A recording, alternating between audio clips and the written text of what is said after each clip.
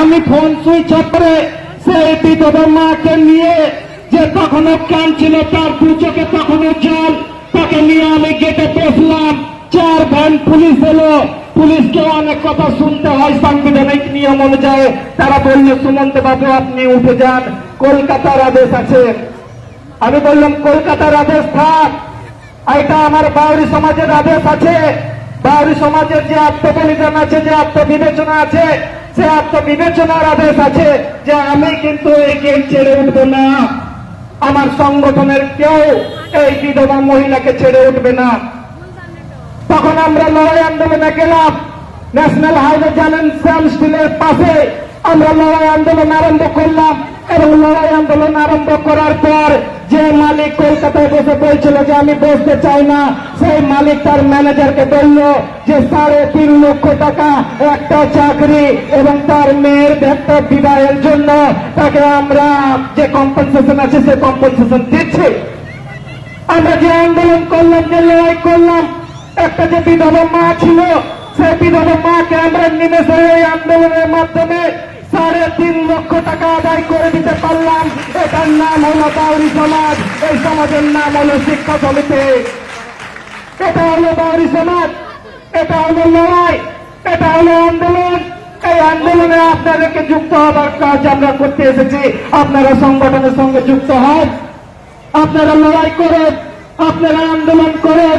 আমি বলছি, কোন পলিটিক্যাল ভোটের সময় আপনি ঝান্ডা নিয়ে পড়ে কোন রাজনৈতিক দলের জন্য যদি বুথ ক্যাপচার করেন, আপনি বাউরিদের মরদ নন। আপনি যদি মধ্য ব্যবস্থায় এসে নিজের ঘরে যে আছে বোন কিংবা মা কিংবা বউ, আপনি যদি মধ্য ব্যবস্থায় এসে নিজের বউকে লাঠি দিয়ে পেটান, আপনি বাউরিদের মরদ না। বাউরি সমাজের ইতিহাসকে জানেন, বাউরি সমাজের যে ইতিহাস আছে, সেই ইতিহাসকে জানলে আপনি বুঝতে পারবেন আমাদের মধ্যে একটা মরদ ছিল, যে মরদের নাম ছিল গোবর্ধন দিকপতি বাউরি। অনেকে জানে না গোবর্ধন দিকপতি বাউরিকে। যারা ইতিহাস নিয়ে পড়াশোনা করেছেন, অনার্স পড়েছেন, মাস্টার্স পড়েছেন, আপনারাও জানেন না গোবর্ধন দিকপতিকে। কারণ আপনারা পুঁথিগত বিদ্যায় বিদ্যান, আর আমরা সামাজিক বিদ্যায় বিদ্যান। আমরা এখান থেকে বীরভূম থেকে পশ্চিম মেদিনীপুর ছুটে যাই। গোবর্ধন দিকপতির যে মা আছে, যে বাবা আছে, যে ভাই আছে, যে বোন আছে, তাদের ইতিহাস আমরা সেখান থেকে খুঁজে এনেছি। অনেকে বলে যে ভারতবর্ষের প্রথম স্বাধীনতা সংগ্রাম কি?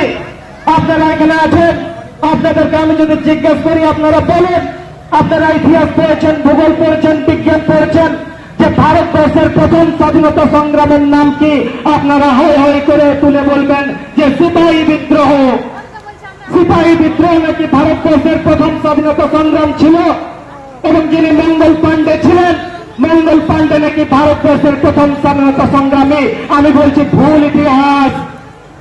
আমাদের হয়ে কলম ধরার লোক ছিল না বলে এই যে দেশের লোক, সে দেশের লোক জানে না যে ভারতবর্ষের যে প্রথম স্বাধীনতা সংগ্রাম আছে, যে ভারতবর্ষের স্বাধীন হাওয়াতে তোমরা নিঃশ্বাস নিচ্ছ, সেই দেশকে স্বাধীন করার জন্য একজন যে নিজের জীবন দিয়েছিল, তার নাম ছিল গোবর্ধন দিকপতি। আপনারা জানেন যে চিরস্থায়ী বন্দোবস্তের বিরুদ্ধে, চিরস্থায়ী বন্দোবস্তের মাধ্যমে যখন ইংরেজরা জমি কাটা আরম্ভ করেছিল, আমাদের যে জমি ছিল সে জমি কাটতে আরম্ভ করেছিল, সেই চিরস্থায়ী বন্দোবস্তের যে ইতিহাস আছে তার থেকে 100 বছর পুরনো। আমরা যারা আদিবাসী ছিলাম, যাদের জমি কেড়ে নেওয়া হয়েছিল জমিদারদের মাধ্যমে, যাদের জমি কেড়ে নেওয়া হচ্ছিল সর্দার কিংবা লাঠিয়ালদের মাধ্যমে, আমরা তখন রুখে দাঁড়িয়েছিলাম। আমরা ইংরেজ সরকার বলেছিলাম যে এই জমি হলো আমাদের মা, এখানে আমরা বড় হয়েছি, এই জমিকে আমরা ছাড়বো না। আমরা তখন একটা বিদ্রোহ সংগঠিত করেছিলাম, সেই বিদ্রোহের নাম হলো চুয়ার বিদ্রোহ। এখন আমাদেরকে বাউরি সমাজে যে মানুষ আছে তাদেরকে চুয়ার বলা হয়। সেই চুয়ার শব্দের অর্থ করার, আয়ত্ত করার হিম্মত হয় না। তার পিছনে কি ইতিহাস লুকিয়ে আছে সেটাকে খুঁজে বার করতে চাই না। চুয়ার বিদ্রোহ যখন হয়েছিল, আমরা সেই চুয়ার বিদ্রোহের জনক ছিলাম। আমরা যে মরদের কথা বলছি, সেই মরদটার নাম ছিল গোবর্ধন দিকপতি বাউরি।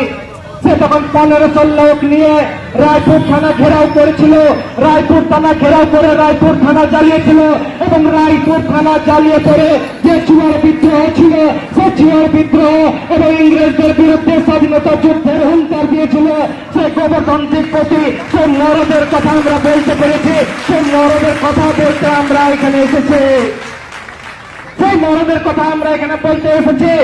কোন রাজনৈতিক দাবিদারি করে চমচাগিরি করে ভোটের সময় যদি লাঠি ধরে আপনারা উপর পাড়া নিচ পাড়া মাঝ পাড়া দাউরি পাড়া বোমবারুদ পিস্তল নিয়ে তলোয়ার নিয়ে যদি আরেক দাউরি ভাইয়ের যদি আপনি মাথা ফাটিয়েছেন আপনি কিন্তু মরদ নন, আপনি এ কাজ করবেন না, এ কাজ করলে কিন্তু